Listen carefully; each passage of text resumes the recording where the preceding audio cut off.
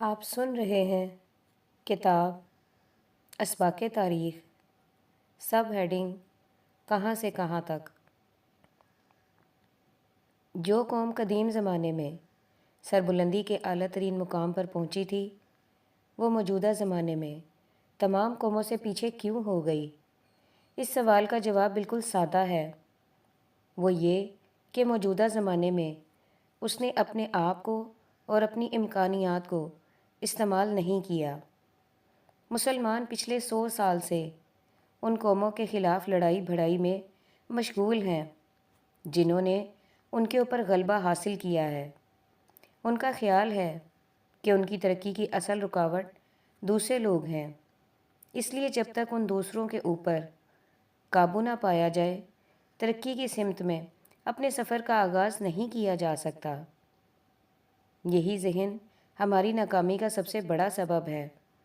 اس کی وجہ سے ابھی تک مسلمانوں کے درمیان ان کی تعمیر نو کا آغاز ہی نہیں ہوا۔ جب آپ کا ذہن یہ ہو کہ کچھ خارجی دشمن ہیں جو آپ کی راستے کی رکاوٹ بنے ہوئے ہیں، تو ان دشمنوں کو ختم کرنے سے پہلے آپ کے اندر یہ ذہن ہی نہیں ابھرے گا کہ آپ کو اپنے راستے پر اپنا سفر شروع کرنا چاہیے۔ امریکہ نے 1945 میں جاپان میں بام گرا کر اس کو تباہ کر دیا اور اس میں اپنی فوجیں اتار دیں۔ جاپان کے اوپر امریکہ کا فوجی اور سیاسی قبضہ ہو گیا۔ جاپانی اگر امریکہ کو اپنے مصائب کا ذمہ دار ٹھہرا کر ان کے خلاف لڑائی جاری کر دیتے تو انہیں دوبارہ اپنے مستقبل کی طرف سفر کے لیے کوئی آغاز نہ ملتا۔ وہ بس سیاست کی شمشان بھومی پر قربانیاں دیتے رہتے، مگر انہوں نے امریکی قبضہ کو تسلیم کر لیا۔ اس کا فوری فائدہ یہ ہوا کہ ان کو معلوم ہو گیا کہ اپنی تعمیر نو کا آغاز انہیں کہاں سے کرنا ہے۔ انہوں نے فوجی اور سیاسی میدان کو امریکہ کے حوالے کر کے دوسرے میدانوں میں یکسوئی کے ساتھ اپنی جدوجہد شروع کر دی۔ اس کے بعد جو واقعہ ہوا وہ یہ کہ صرف 25 سال میں جاپانیوں کو نہ صرف دوسرے دائروں میں غلبہ حاصل ہو گیا، بلکہ خود اس دائرے میں بھی، جس کو ابتداً انہوں نے امریکہ کے حوالے کر دیا تھا۔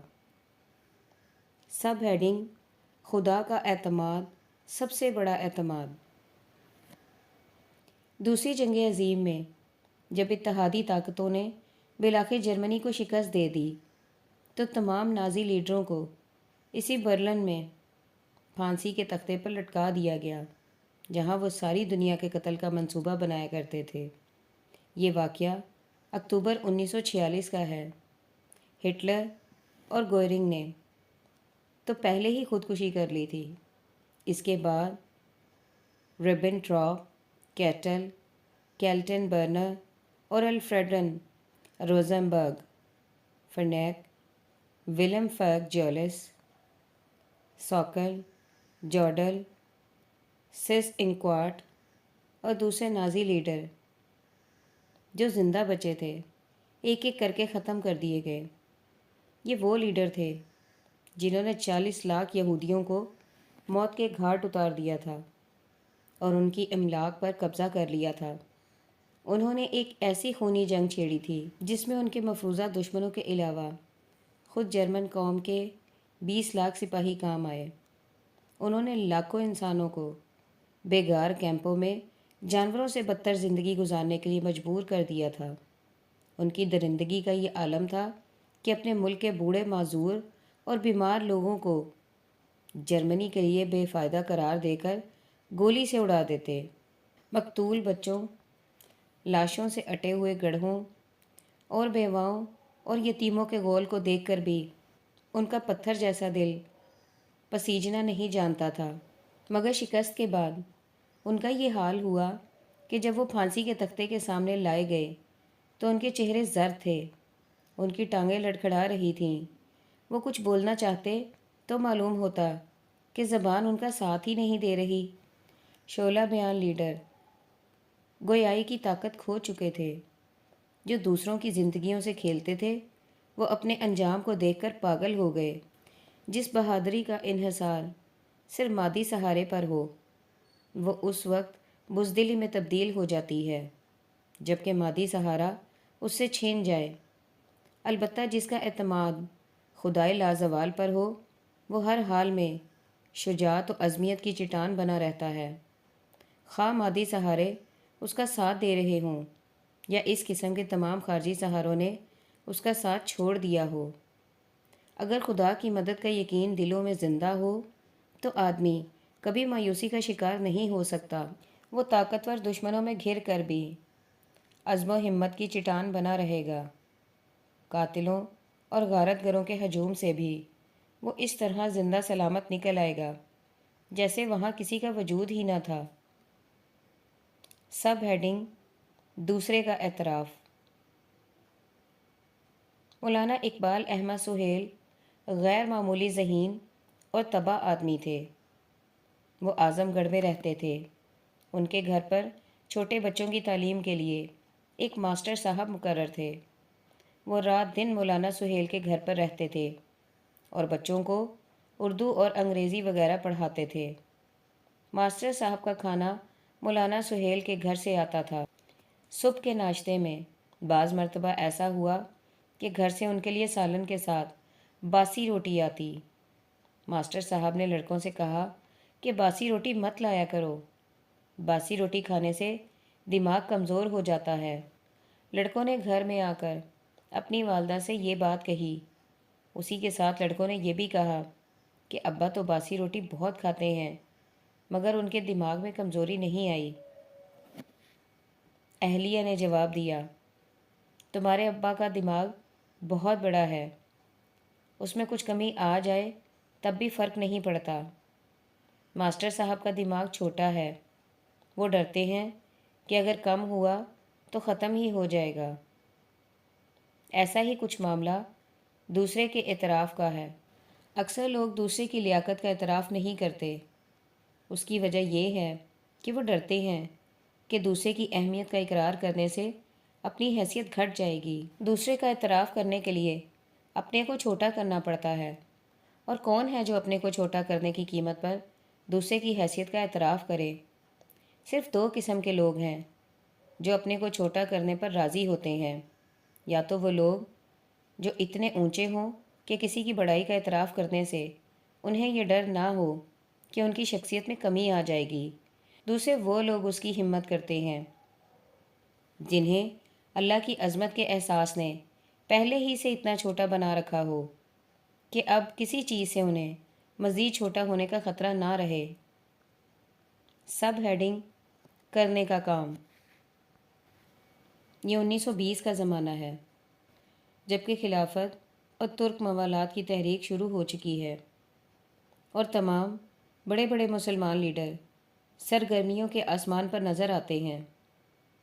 اس زمانے میں مولانا ابو الکلام آزاد اپنے ایک مضمون میں لکھتے ہیں، مجھے کس قدر حیرت ہوئی جب میں نے رابندر ناتھ ٹیگور کا ایک article philosophy of Indian history دیکھا جو ماڈرن ریویو میں نکلا تھا۔ اس میں وہ اس بات کی مثال دیتے ہوئے کہ مذہب کے بڑے آدمی خود معبود بن گئے ہیں، کرشن، مسیح اور چیتن کے ساتھ محمد صلی اللہ علیہ وآلہ وسلم کا بھی ذکر کرتے ہیں، یعنی کرشن اور مسیح کی طرح محمد کی بھی پرستش مسلمانوں کے یہاں ہوتی ہے۔ میں نے کہا کہ ہندوستان کا عظیم الشان شاعر جو امریکہ کی سیاحت سے واپس آ رہا ہے، اسے ان لوگوں کا ایک مشہور عقیدہ بھی نہیں معلوم جو خود اس کے اپنے گھر میں بستے ہیں۔ مسلمانوں کے اعتقاد میں جو انسان محمد صلی اللہ علیہ وآلہ وسلم یا کسی اور انسان کو معبود سمجھے وہ مسلمان باقی نہیں رہتا۔ ایک دہقانی مسلمان بھی جانتا ہے کہ اس کا پیغمبر انسان تھا۔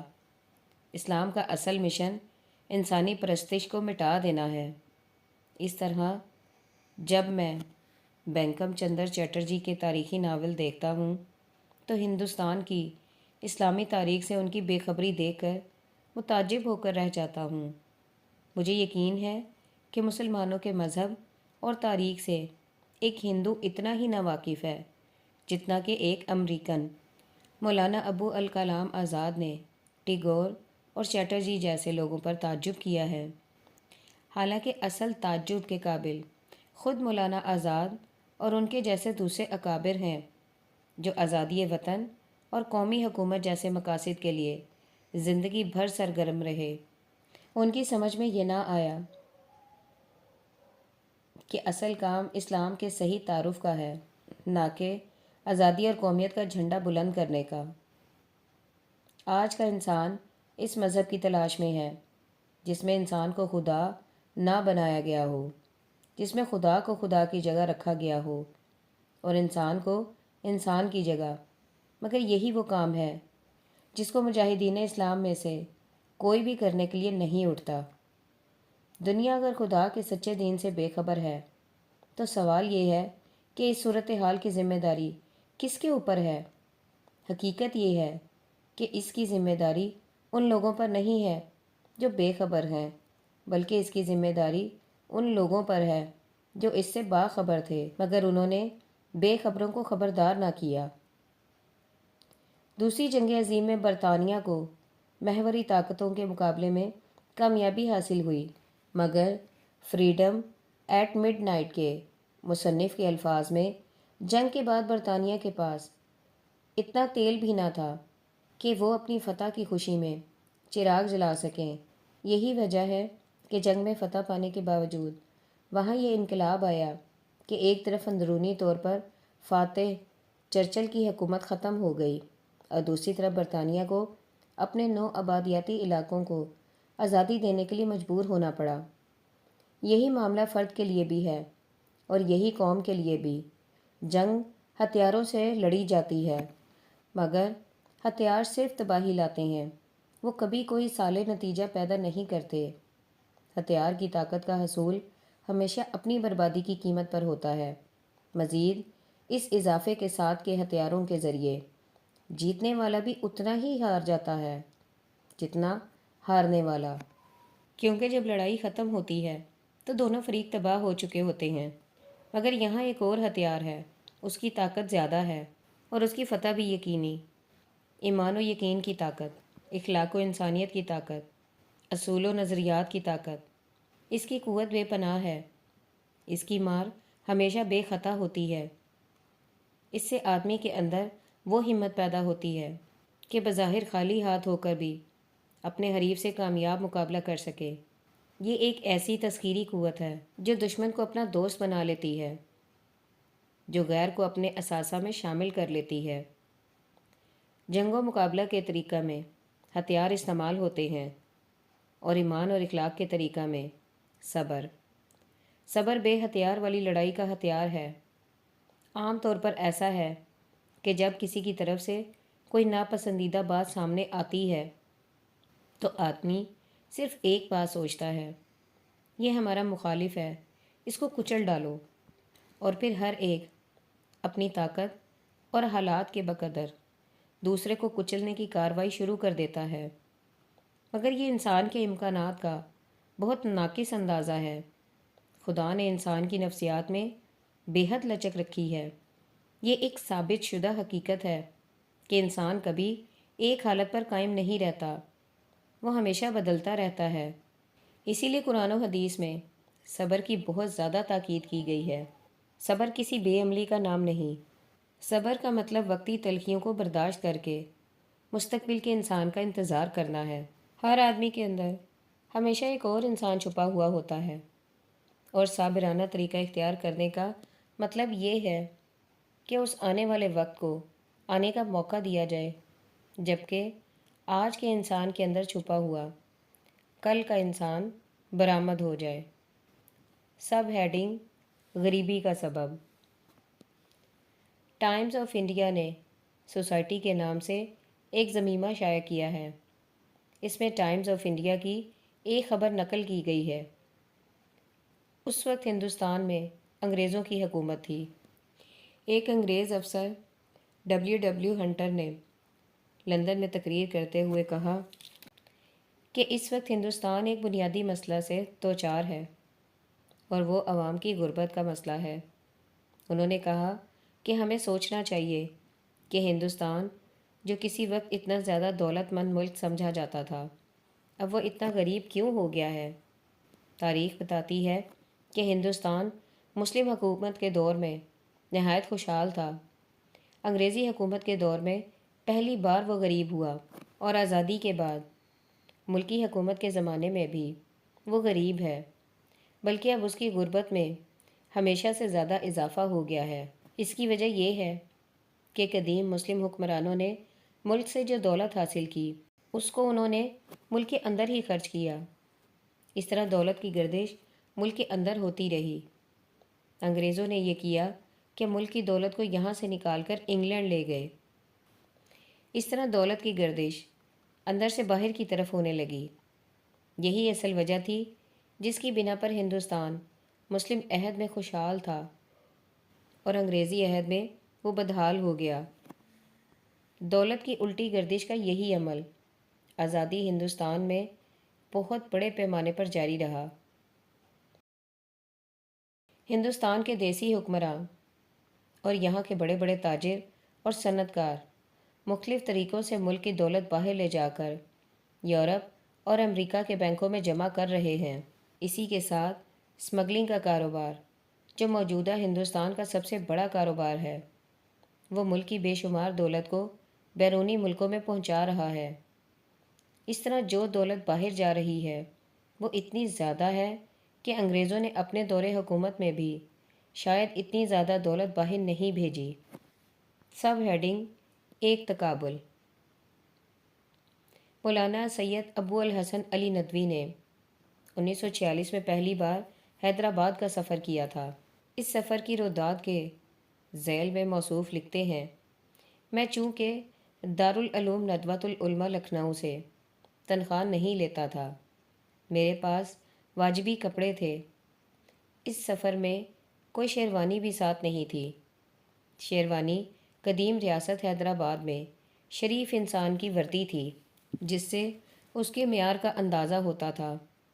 بعض پروفیسر صاحبان سے ایک یا دو بار ملنے سے ہی اندازہ ہو گیا کہ شیروانی نہ ہونے کی وجہ سے وہ صحیح طریقہ پر ملتفت نہیں ہوئے۔ اس وقت ہمارے دارالعلوم کے ایک پشاوری طالب علم مولوی محمد شریف حیدرآباد میں تھے۔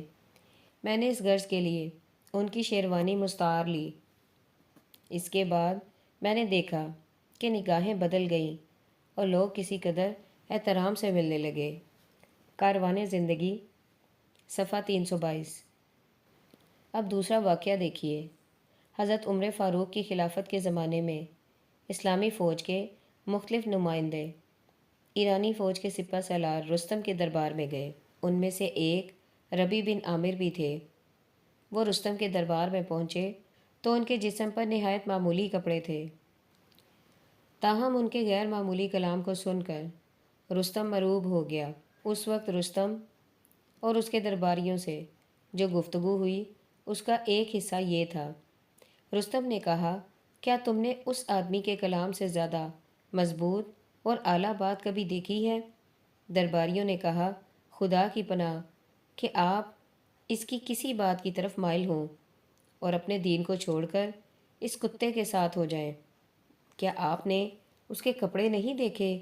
رستم نے کہا، تمہارا برا ہو، کپڑے کی طرف نہ دیکھو بلکہ رائے اور بات اور کردار کی طرف دیکھو۔ عرب لوگ کپڑے اور کھانے کو ناقابل لحاظ سمجھتے ہیں، البتہ وہ حسب نسب کی حفاظت کرتے ہیں۔ گویا ہمارے مسلم دانشوروں میں وہ حقیقت شناسی بھی نہ تھی جو قدیم زمانے میں ایران کے پارسی لیڈروں کو حاصل تھی۔ سب ہیڈنگ مسجد کو دیکھ کر۔ مولانا محمد علی ہندوستانی مسلمانوں کے انتہائی مشہور لیڈر تھے۔ ان کے زمانے میں دہلی کے ایک مسلمان پینٹنگ کا کام کرتے تھے۔ وہ مختلف تصویریں بنا کر بیچتے تھے، یہی ان کا معاشی ذریعہ تھا۔ ایک بار انہوں نے ایک تصویر بنائی اور یہ تصویر مولانا محمد علی کے سامنے پیش کی تاکہ وہ اس کو خرید لیں۔ اس تصویر میں جامع مسجد دہلی کو دکھایا گیا تھا۔ دہلی کی جامع مسجد کافی اونچائی پر ہے۔ اس کی سیڑھیوں کا عام منظر گدا گروں کی موجودگی ہے۔ چنانچہ انہوں نے جو تصویر بنائی اس میں مسجد کے ساتھ یہ بھی دکھایا گیا تھا کہ اس کی سیڑھیوں پر ایک بھیک مانگنے والی عورت اپنے ایک بچے کو لیے ہوئے کھڑی ہے۔ محمد علی نے تصویر دیکھی تو کہا کہ میں ایک شرط پر اس کو خریدوں گا۔ وہ شرط یہ ہے کہ تم تصویر کے نیچے یہ جملہ لکھ دو کہ اس کے آباء و اجداد نے اسے بنایا تھا۔ اس واقعے سے اندازہ ہوتا ہے کہ موجودہ زمانے میں جو بڑے بڑے مسلم لیڈر مختلف ملکوں میں اٹھے وہ کس چیز سے سب سے زیادہ متاثر تھے۔ وہ دراصل اپنے کھوئے ہوئے ماضی کے لیے بے چین تھے۔ وہ اس کو واپس لانے کے لیے کوشش کر رہے تھے۔ انہوں نے اپنی تحریکوں کو اگرچہ احیاء اسلام کا عنوان دیا، مگر ان کی تحریک کا نشانہ ان کا سیاسی ماضی تھا، نہ کہ حقیقتاً احیاء اسلام۔ موجودہ زمانے کے مسلم لیڈروں کی یہی نفسیات تھی جس کی وجہ سے وہ کوئی دور رس تعمیری کام نہ کر سکے۔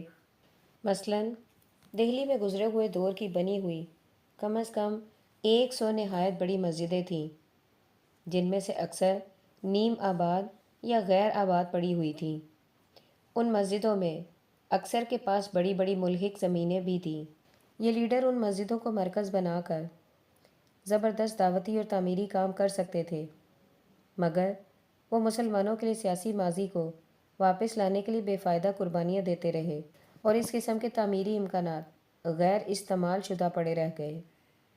ایک مسلمان جو قومی ذہن رکھتا ہو وہ دہلی کی جامعہ مسجد اور لال قلعہ کو دیکھ کر صرف اپنے سیاسی ماضی کو یاد کرے گا، مگر جو مسلمان دعوت و تبلیغ کا ذہن رکھتا ہو وہ جب اس قسم کی عمارتوں کو دیکھے گا تو اس کے اندر یہ جذبہ بھڑک اٹھے گا کہ یہ یہاں دوسری قوموں تک خدا کے دین کا پیغام پہنچانے کا مرکز قائم کیا جائے۔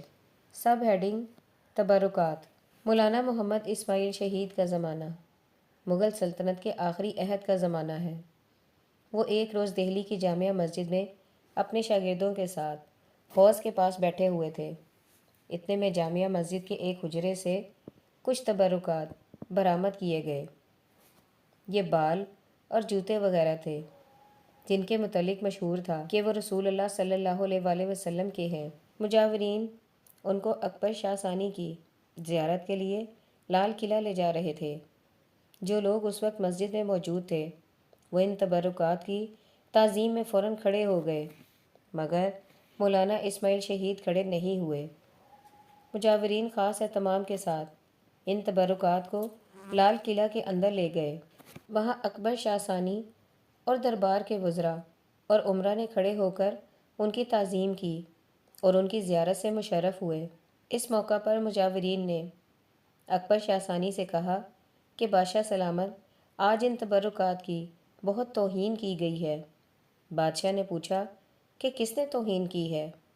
مجاورین نے کہا کہ تبرکات جب آپ کے حضور میں لائے جا رہے تھے تو تمام لوگوں نے کھڑے ہو کر ان کی تعظیم کی، مگر شاہ عبدالعزیز کے خاندان میں ایک شخص مولوی محمد اسماعیل نامی ہے۔ تبرکات اس کے سامنے سے گزرے مگر وہ بیٹھا رہا، نہ اس نے تبرکات کو تعظیم دی اور نہ اس کے شاگردوں نے۔ اکبر شاہ ثانی نے اپنا آدمی بھیج کر مولانا محمد اسماعیل کو طلب کیا۔ مولانا لال قلعہ میں پہنچے تو اکبر شاہ ثانی نے مذکورہ واقعہ بیان کیا اور پوچھا کہ آپ نے رسول اللہ کے تبرکات کی تعظیم کیوں نہ کی؟ مولانا اسماعیل شہید نے کہا کہ میں اس کا جواب دیتا ہوں۔ پہلے آپ براہ کرم قرآن شریف اور بخاری شریف منگوا دیں۔ شاہ نے حکم دیا اور دونوں کتابیں لا کر رکھ دی گئیں۔ اب مولانا اسماعیل نے کہا، دیکھیے یہ قرآن ہے، اس کے کلام اللہ ہونے میں کوئی شک نہیں۔ یہ بخاری شریف ہے جو رسول اللہ کی قولی و فعلی و تقریری احادیث کا صحیح ترین مجموعہ ہے۔ ان سے بڑا رسول اللہ کا تبرک کیا ہو سکتا ہے؟ وہ یہاں لایا گیا مگر آپ ان کی تعظیم کے لیے سر و قد کھڑے نہیں ہوئے اور نہ ان کی زیارت کے لیے خاص آداب بجا لائے۔ گویا اصلی اور حقیقی چیزوں کی آپ نے تعظیم نہیں کی، مگر وہ تبرکات جو نالین مبارک یا موئے مبارک وغیرہ کے نام سے رسول اللہ صلی اللہ علیہ وآلہ وسلم کی طرف منسوب ہیں، آپ ان کی تعظیم کر رہے ہیں، حالانکہ ان کی نسبت پوری طرح ثابت شدہ نہیں۔ اکبر شاہ ثانی اس تقریر سے متاثر ہوا اور ہدیہ اور تحفہ دے کر مولانا محمد اسماعیل کو رخصت کیا۔